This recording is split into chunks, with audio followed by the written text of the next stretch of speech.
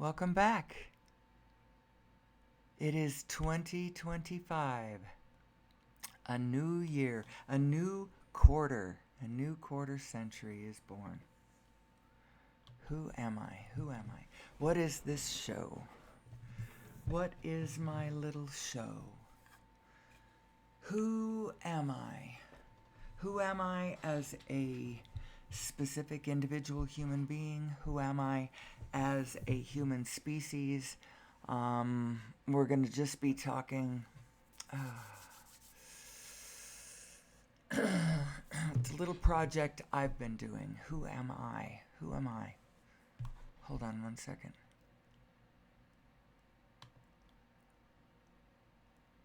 Ooh.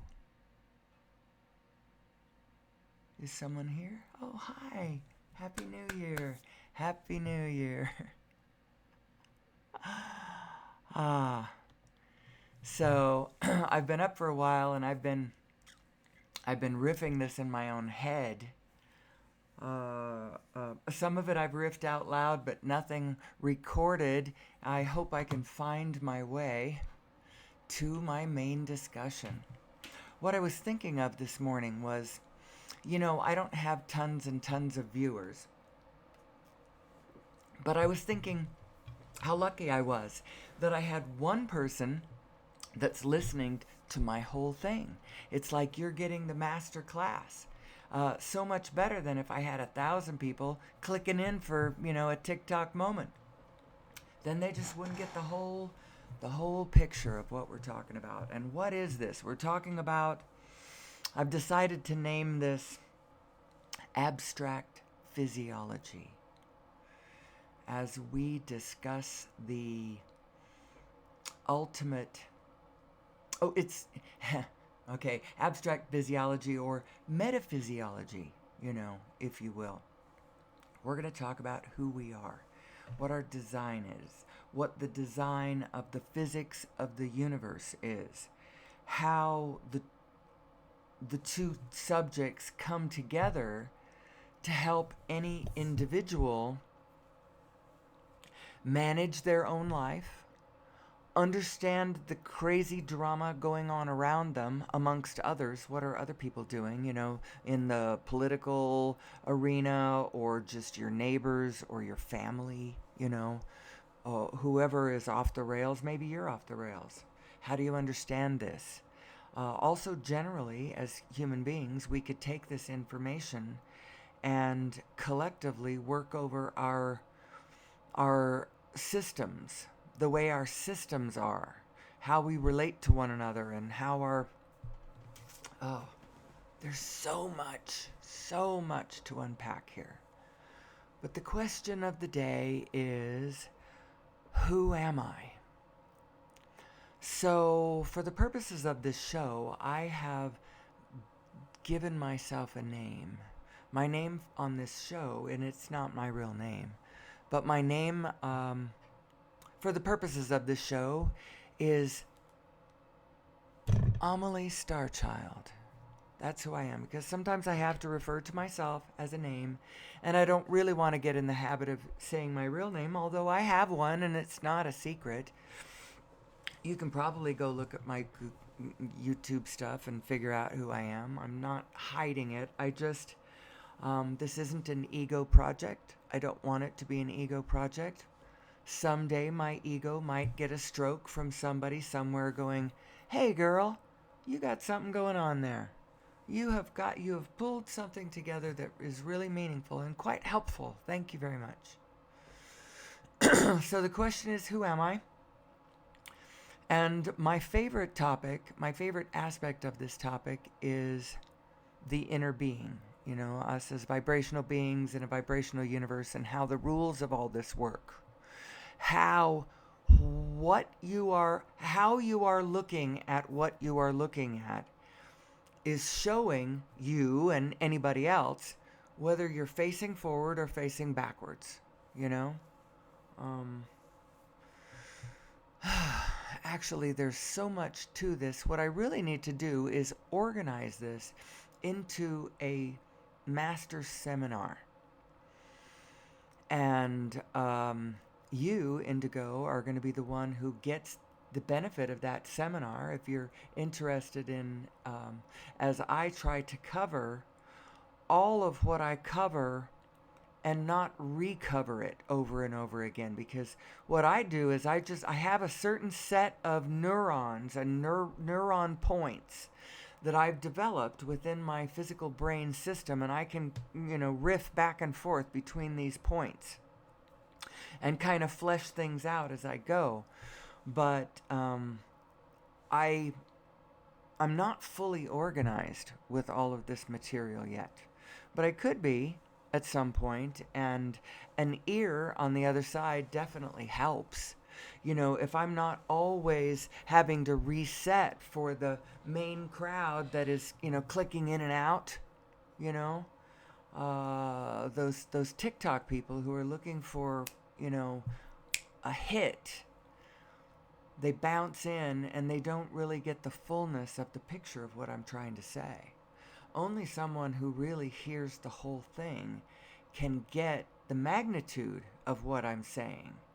And I believe that the rigor that you can take this information all the way to mathematical rigor. You could plot it out in geometry on grids and XYZ, 3D representations of what it is I'm talking about, like the concepts, and these are not all my concepts. I have adopted other people's lingo and jargon and idea points. Very specifically, I've got a lot of Abraham in me now. I have taken Abraham and all that she says deeply into consideration, and I believe her. I can see what she is saying. And it is my determination to honor that and flesh it out even more. We all have an Abraham inside of us. And our Abraham is capable of using whatever words we have to translate their vibration into words, I'm not going to be exactly like Abraham because I don't play the game that she does. I think it's a lovely game. The hot seat game she plays, it's wonderful.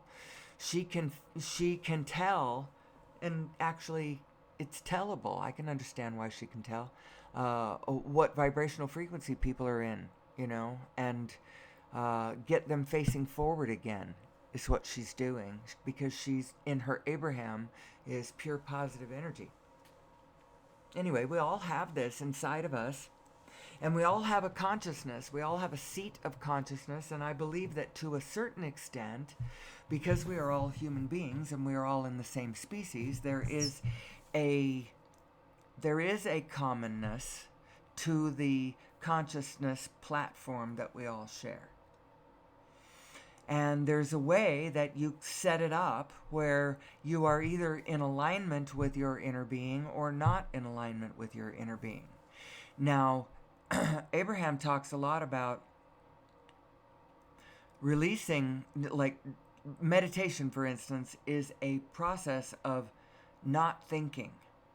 And the reason not thinking is a good idea is because almost all of the physically thinking mind that people engage in, when they engage their physical mind to an enormous degree, it's quite negative. And so everything they think about thunks their frequency down. It bums you out. Most thinking bums most people out. Most people are in a higher state of consciousness when they are not thinking than when they are thinking. And so meditation is a good process because you release thought. It's easier to get people to release thought than to think pure positive thought. But what this little exercise is, my little exercise of who am I, amongst other things, is we are engaged in an arena for an hour or so where I'm not pushing back against anything. I'm sitting in a well of well-being. Everything's always working out. Everything that humanity has ever done and is doing now is blessed and for a reason. We all have an inner being, at least for this hour. This is the perspective that I've got here.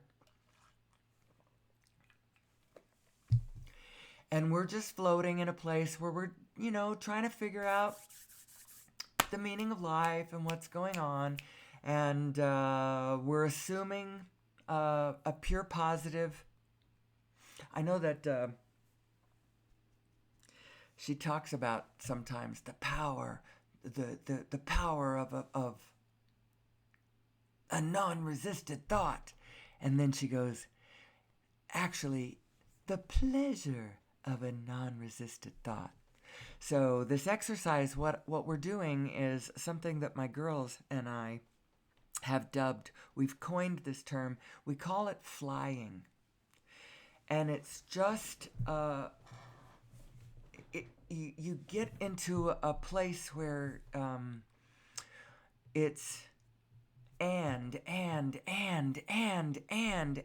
nothing stops you. You never stop and go, yeah, but people will never go for that, or oh no, yeah, but what I've noticed so we're not talking about reality. I recognize, first of all, anybody who wants to accuse me of being my head in the clouds. Yeah, my head's in the clouds, but I do it on purpose. But I have a very practical part of me. I know how dangerous the world can be. I really do. I have great respect for how dangerous the world can be. And I have a great desire on my own part for comfort and safety and beauty and good things in life, delicious food and beautiful vistas and friendly faces and safe byways and all of that. But I have a great respect for the while I look at the world with rose-colored glasses, seeing the goodness in all that I see, I deeply recognize how chaotically dangerous and wicked in action human behavior can be. But from my perspective, it's still only an expression of misalignment. It's still only an expression of misalignment, and I don't care how bad you are. Now, Hitler, if you get all the way to that, oh, Lord help us. But if you get all the way to that, then you're expressing something really interesting in what you have done with your consciousness, how you've set it up, and how you drew the lines, and how you're believing your negative self, and focusing on physical conditions, and sure that you are right, and righter than others. That's an expression of a certain kind of consciousness that you got to watch out for. It is very dangerous. Obviously, it took us into World War II, and if you know me, you know that I like to say the World War, parts 1 and 2. And the reason I like to say that is because I don't want the ordinal World War I, World War II to imply World War III, World War IV. We don't need to do another one. We have done it. We can see what that leads to. Prior to having done that, humanity as a group didn't actually understand how soulless that side could get if you just let it have its way. What that side is, it's a psychic blindness. It's a kind of, Carl Jung called it authoritarian psychosis. And there's a guy out there, his name is Paul Levy, Levy. And he's written a number of books, really good ones. One was Quantum Revelation, I think is the name, Quantum Revelation. And that's really good. It's quite scholarly. I mean, he talks about quantum physics as being a kind of blessing that's going to save mankind. It's what is that kind of blessing? It's a Buddhist term.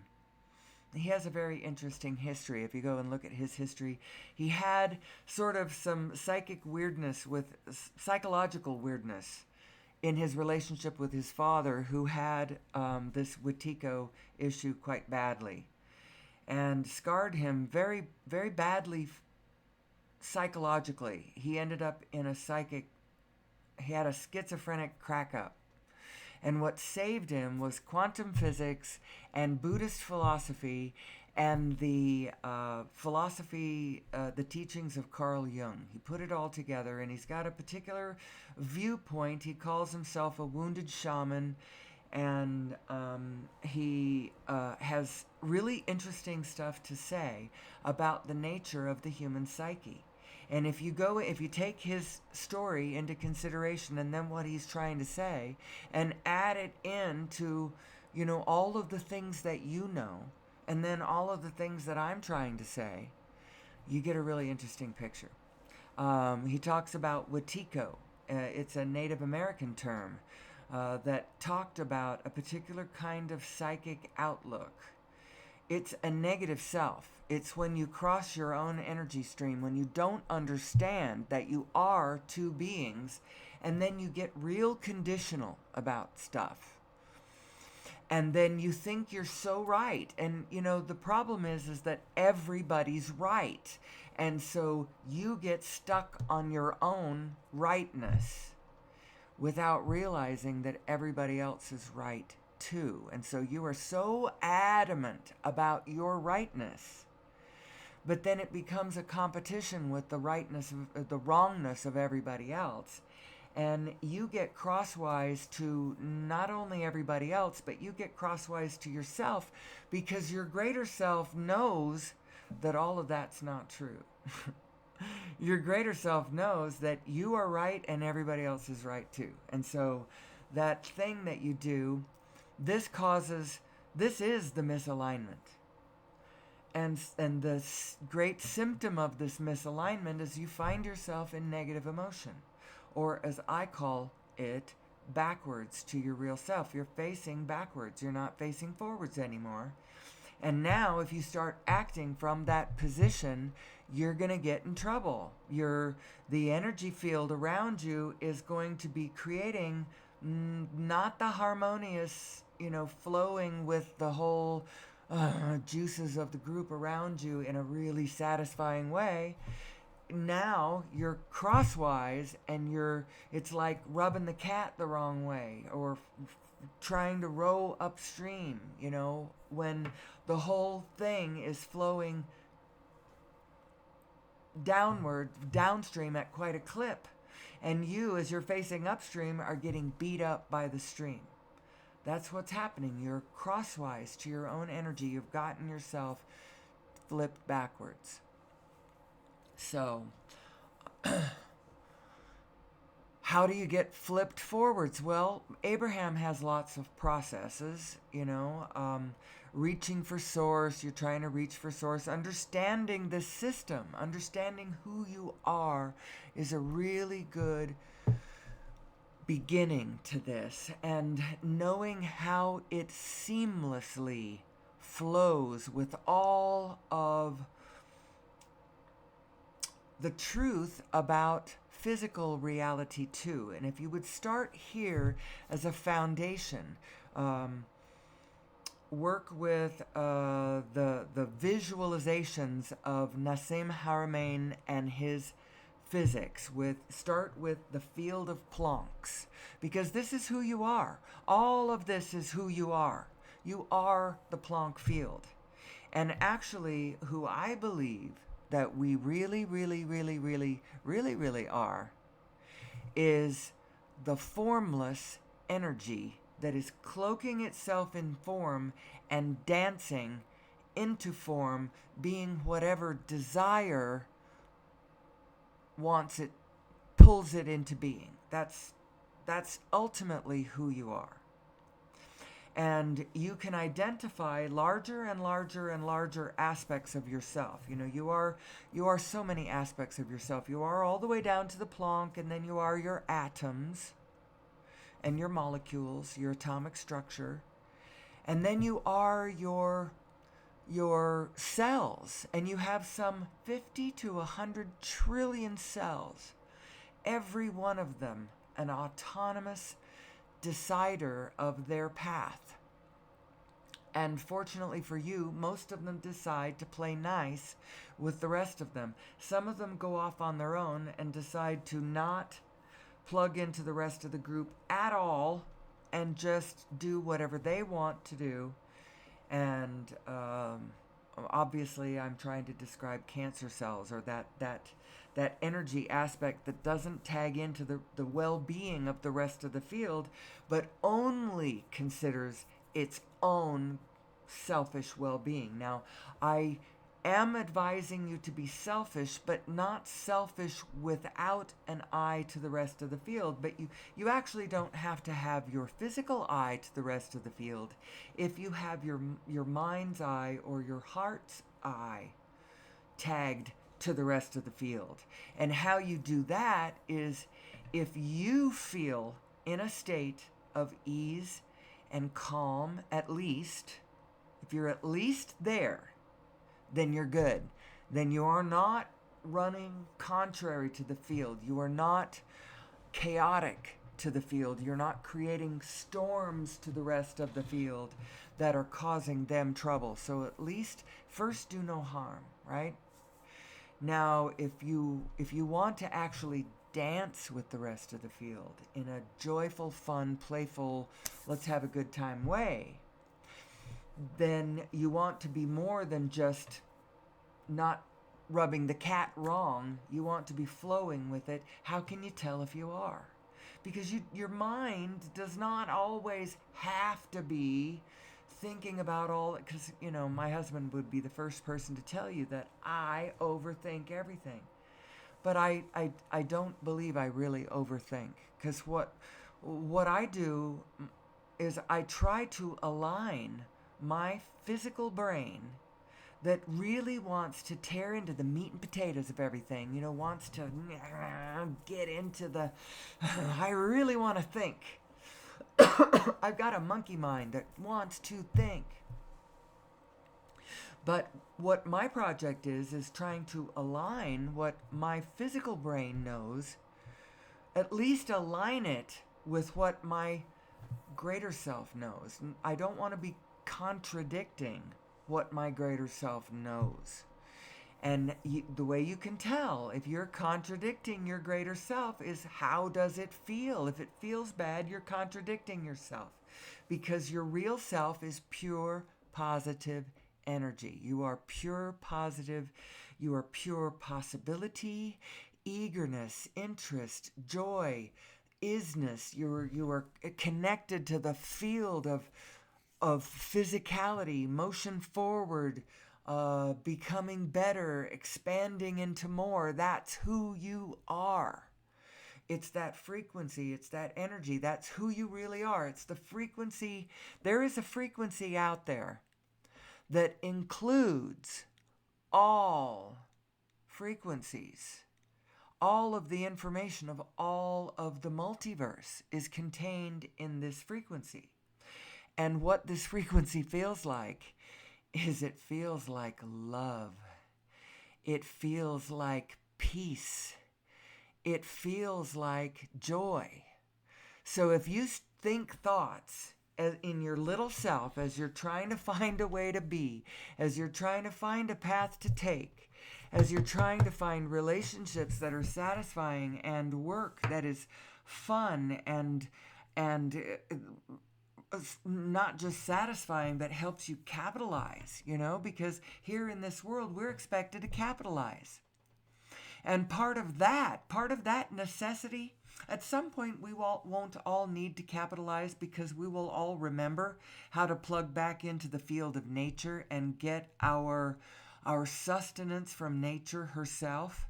And we will all be doing that joyfully as humanity, so there'll be plenty of food and abundance to go around. So at some point, this capitalization won't be as dire. Right now, I believe the reason we are forced to capitalize is because we are forced in our capitalization, we are forced to link back with the greater group and add value to them.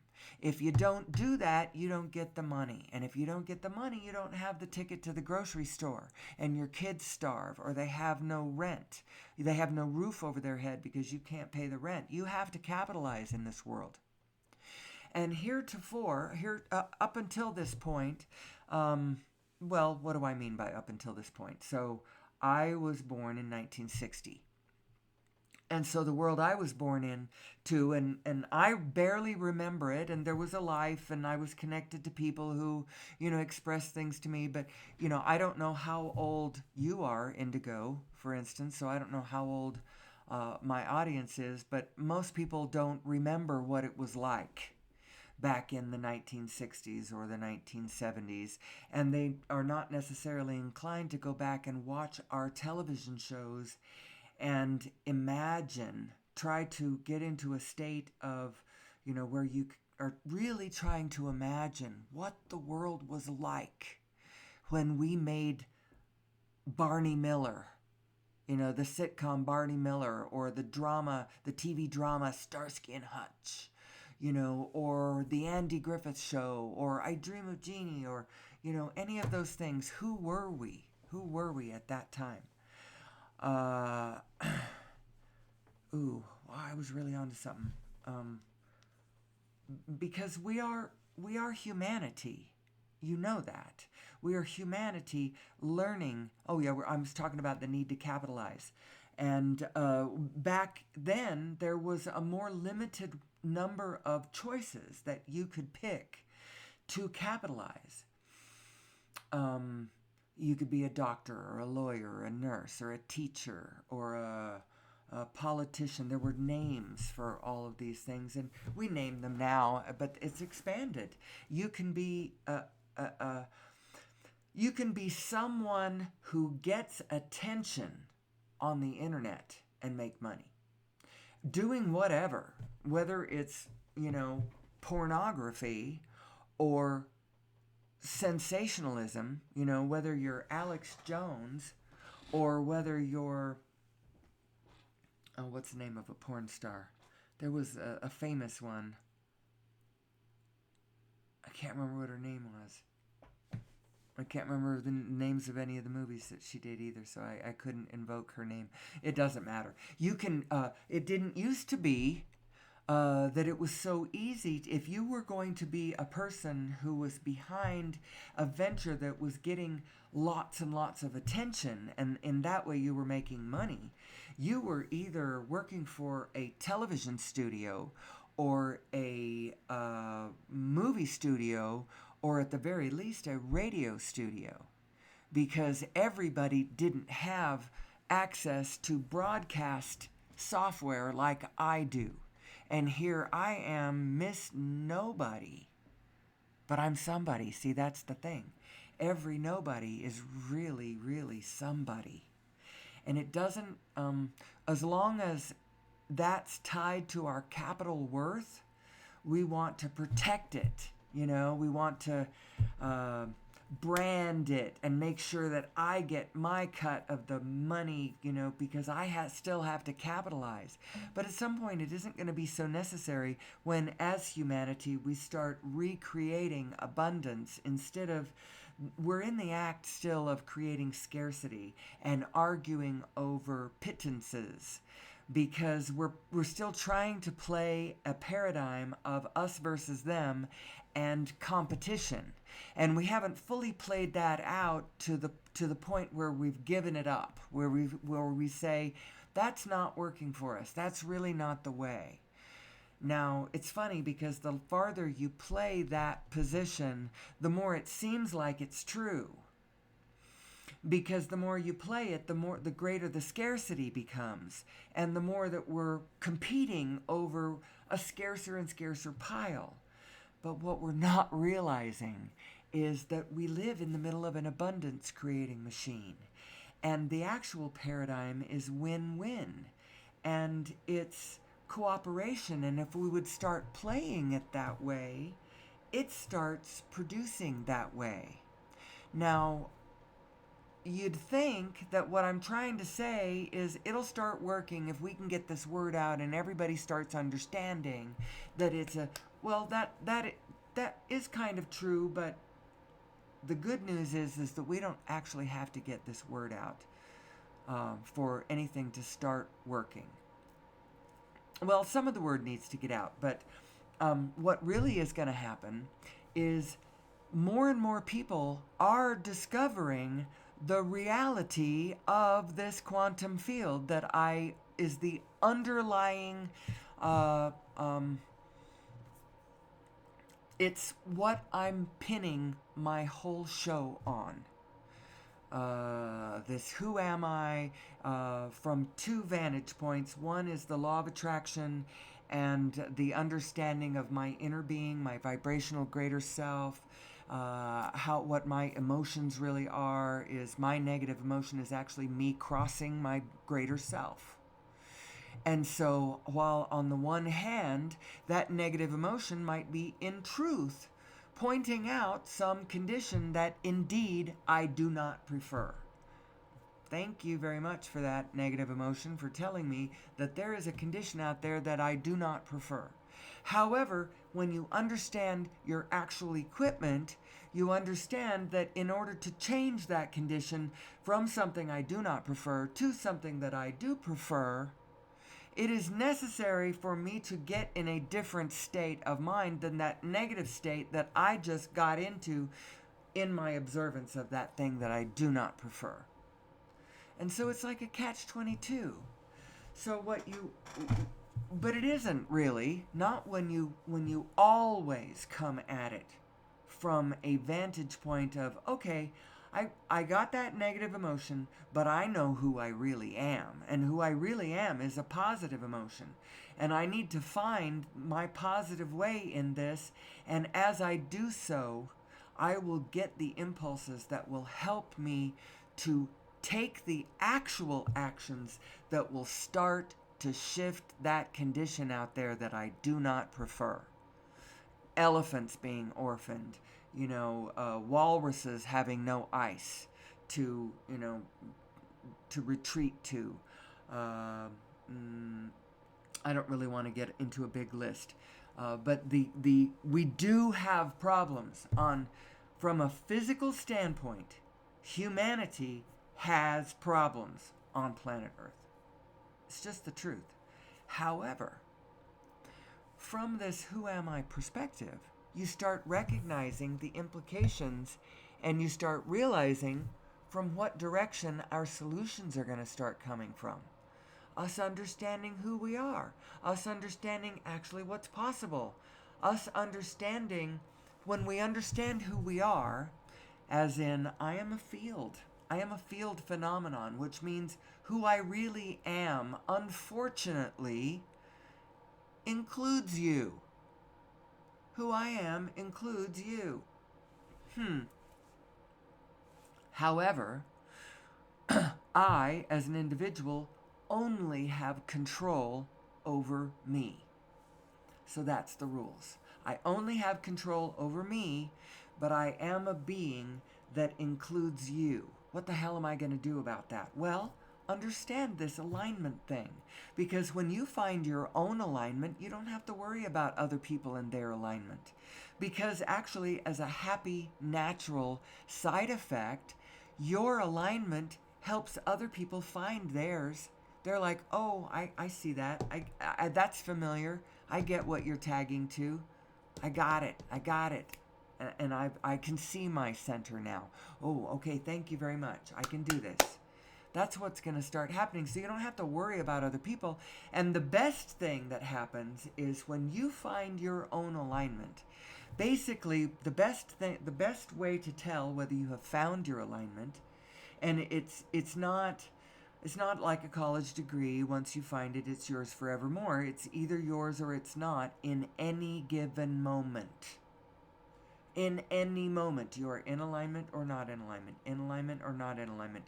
And then what you're looking for is often enough so that you are a person of good humor. You can tell that you're in alignment when you are in good humor. If you are not in good humor, you are not in alignment. Period. Period. Period. So, how good can you get at this? How in good humor can you stay no matter what happens to you? You know, the volcano is erupting down the road. Your neighbor has lost their mind. Your kid is suffering from whatever. And of course, that's going to throw you off. But do you know what? It does not help your kid. It does not help your child for you to go into the dumps with them. Say if they're having a hard time, don't go into the dumps with them. You stay in a positive state and you keep your eye on them while you are in a positive state. You keep your eye on who you know they really are, not who they are being in any given moment.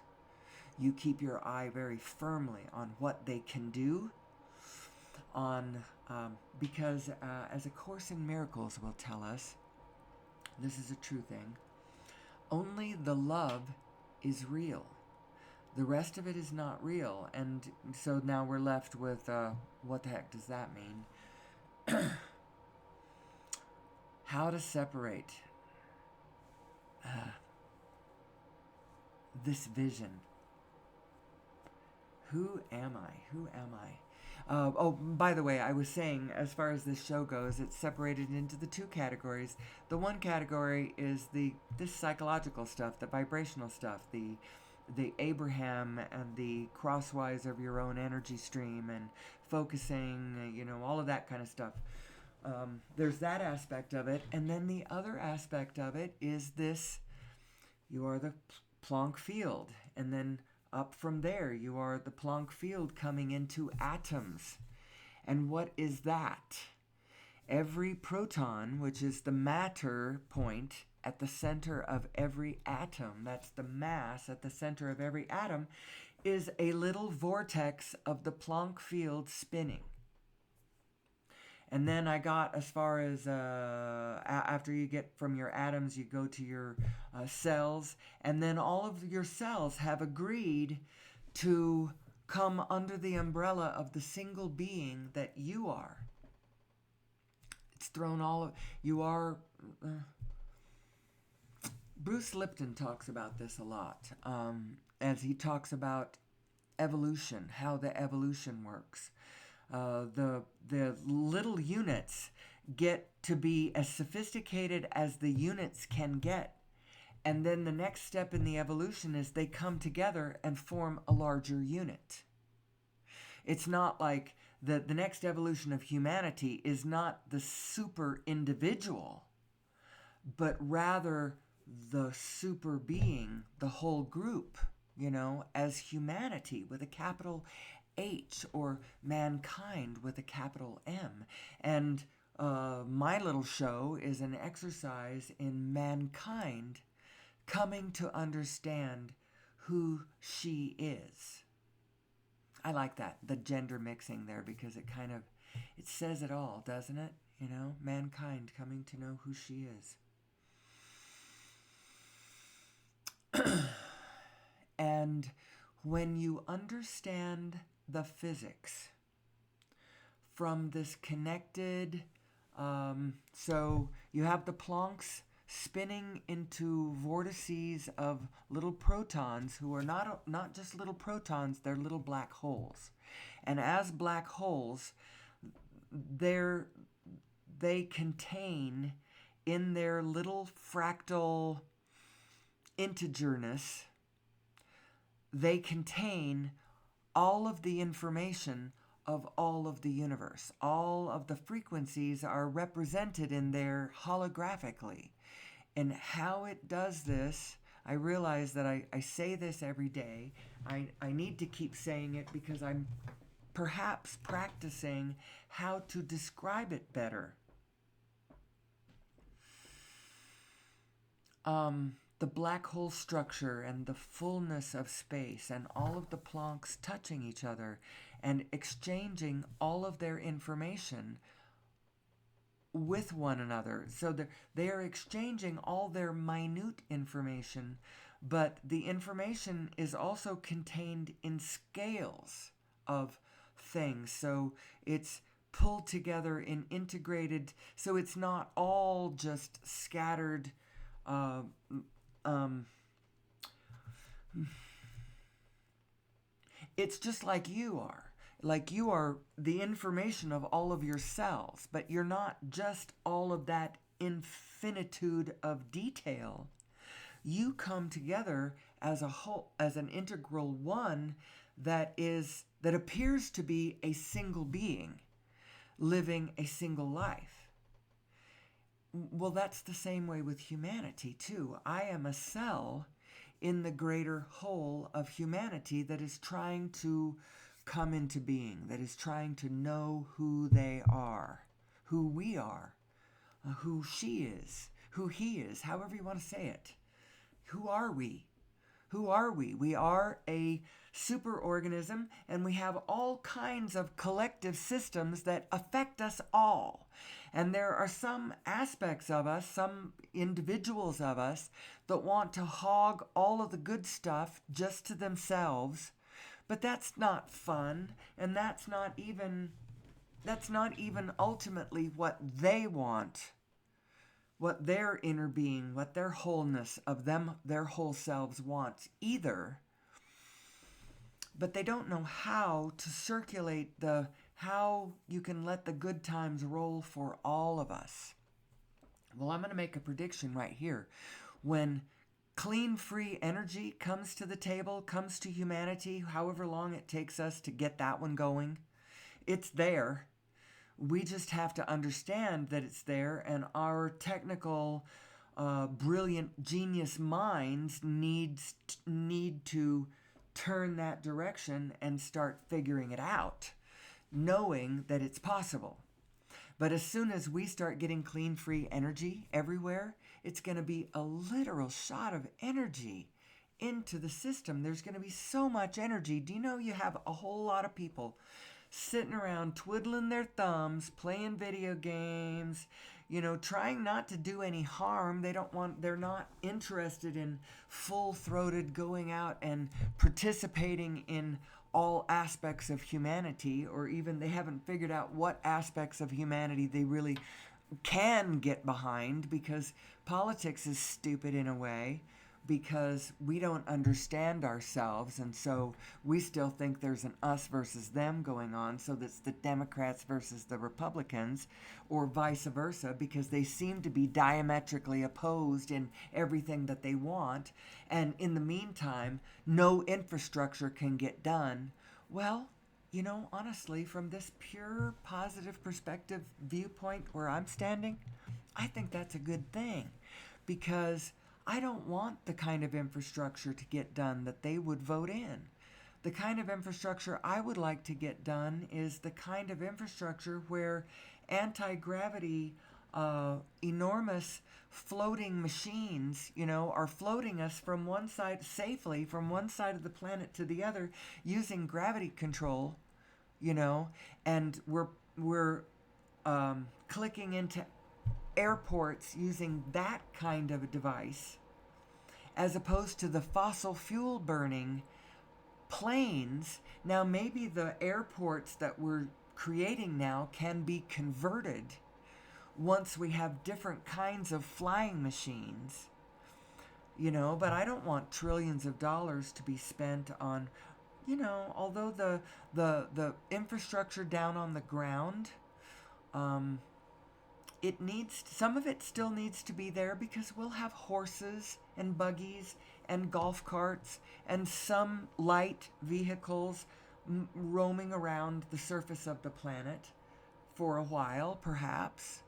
Then maybe at some point it will only be horses and footprints and hovercraft, so we don't need the bridges. You don't need the bridges that hold the heavy weight. I don't know. I just know that we have this momentum trying to build into deeper and deeper infrastructure technology that is 20th century. And I want it to be 21st century. And I want it to be 22nd century. And I want it to be who we really are and where we're really going. But I don't want to push back against anything because I know that part of why we aren't going there is we're not quite, the consciousness isn't there. We don't know who we are. We don't know how this works. And the process of us learning who we are and learning how it works is going to be the process of going into the technology and figuring out how that works.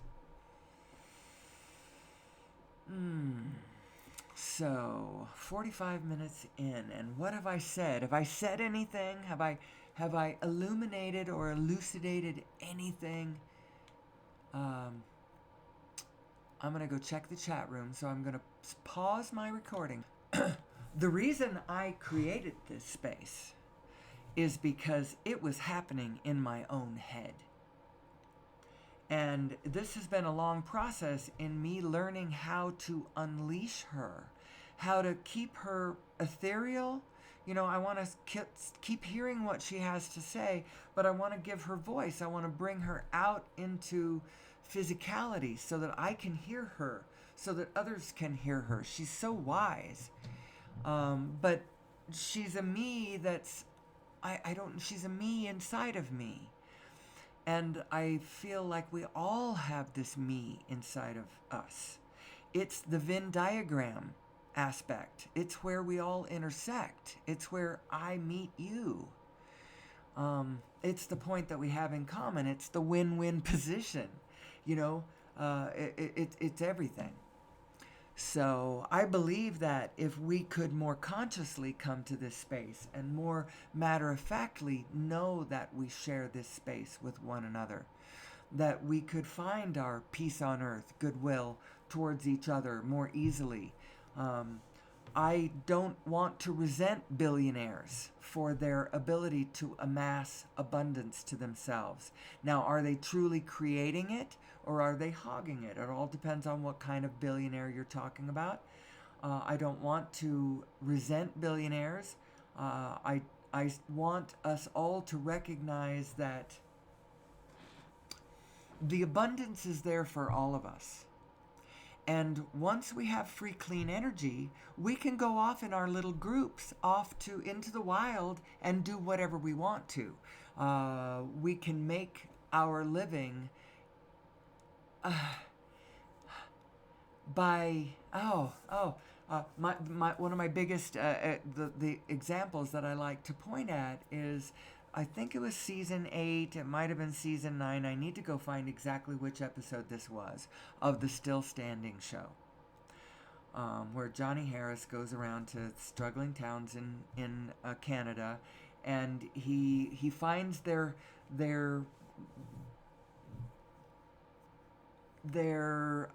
inner being side, basically. He finds this really beautiful, good humor, strength, loving connection side of them and reflects it back to them. And then he does a little stand-up at the end of the week or whatever that he spends in the town getting to know everybody and cutting footage, doing interviews and getting to see what's going on. Then he does a little stand-up routine at the end and reflects all of this stuff, his view of them, back to themselves and makes them laugh and love themselves and love each other. And it's a beautiful show. But one of the shows shows this town that one of the things that they had for a long time was an orchard, an apple orchard, a large apple orchard that produced lots and lots of apples and employed a lot of people, and they shipped apples all over the place, and it was a wonderful thing. But at some point, it couldn't make money anymore because it cost too much to run the orchard because of the fuel cost is what it is to run the equipment, and then you have to pay the employees, but the fuel costs, if you could make the fuel costs go down to nothing, could you then afford to produce apples? Now maybe you need to turn some of it into automation, but the fact that apple orchard went out of business because it could not afford to keep producing apples, you couldn't sell the apples for the price that it cost to produce those apples. I just can't believe that just doesn't even seem right to me. So once you inject free, clean energy into the whole system, people are going to be, it's going to make sense now, all of a sudden, to make your living doing a lot of things. Family farming is going to come back. That if you have your little space out in nature with a few goats, some technology, some farm machinery, some different things that tag you into the quantum field, and now you're plugged into the abundance creating machine that is nature around you, and you can live, and you can maybe produce your 100 pounds of goat cheese or whatever a year that you then trade with other people so that you can trade for other technologies or whatever the stuff that is possible. I am ready for that smarter world. I am ready for that efficient data flow and information and loving kindness. And let's just recognize the truth of this great biofield that we are a part of. Let's play with it. Let's dance with it. Let's encourage one another to great ideas and useful cooperation with one another. I just can hardly wait for that world that we are evolving to, for it actually to come into being. And the good news about all of this, so one of the things that I mentioned Paul Levy earlier, and one of the things that he talks about, and this is true, we are dreaming this whole venture into being. We are dreaming it into being. So a useful bit of practical advice is spend more time dreaming, daydreaming, thinking about what you want, playing with it in the air. Play with it in the air because you can pull it together in your mind and mess with it quite a bit before you have to commit to it out there in physicality. You can have a whole lot of it done before you step out into the world and turn it into so what are you trying to create? You're trying to create what you want. Well, what is it that you want? That's a good question, isn't it? And all of us are different. I want peace. Peace above all things. Peace above all things. I will take absolute doldrum stagnation peace over drama. So not everybody's like that. Most people actually prefer a certain amount of momentum over peace. Now, I have found absolute peace to a point in my life, and I have now come to the point where I'm ready to stir up some momentum. But I want aligned momentum. I don't want not aligned momentum. And so everybody's different. Now, I'm at a place in my life where I'm not looking to start a business. I'm not looking to start a family. I'm not raising a young family. Now, I have a daughter who still needs my help, who's single and has a child. Now, I know she wants me to help her actually raise her child more than I actually want to help her raise her child, because although I love children, my favorite thing to do is adult things, adult travel and adult thinking and adult, and I will help her find her way. I commit myself fully to helping her find her way. But I'm not as eager to be as hands-on all the time as she would like me to be. And if she ever listens to this particular episode where I'm admitting that, I want her to ask my forgiveness. But I am sitting in the background, and I do help her financially to help her find... we've put we, I'm not going to say him, his, hers, or anybody's names, but we're helping to put him in school so that he can be socialized and so that she can have some free time to still think adult thoughts and find her adult way. Actually, I got way too specific there. My general idea, my general thought thrusting that direction was we are all different in what it is that we want. Some of us want to have many plates in the air, the joy of being able to get into alignment and get 100 plates spinning, and then go out there into the world and interact with this person, that person, da, da, da, da, da, da, da. Some people love that. They crave that. They want that. That's joyful. That is, for them, that is the ultimate.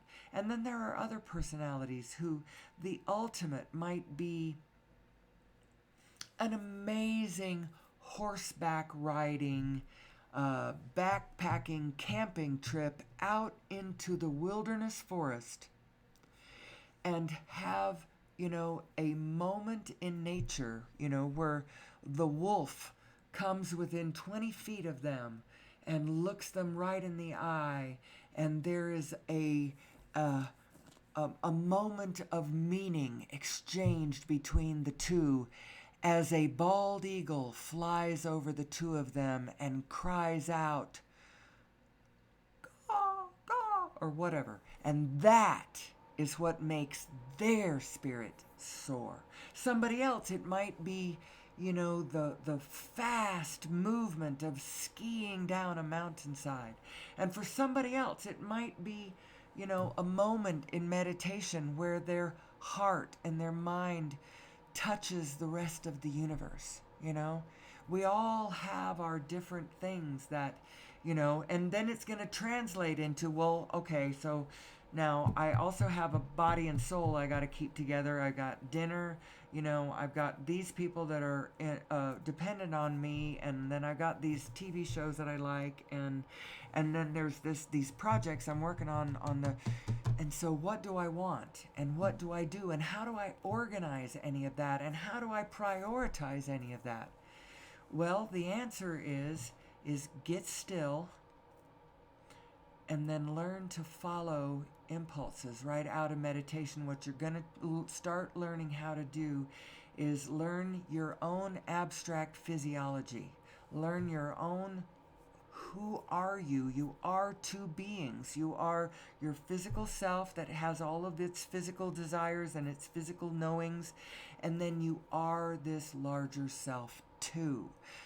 Engage her help, because where she is energetically, she is standing right where everything you love is, all preferences you have identified, everything you care about, where all the energy, where the bliss, where the love, where all of that energy is. She is source energy. She is the source of your energy.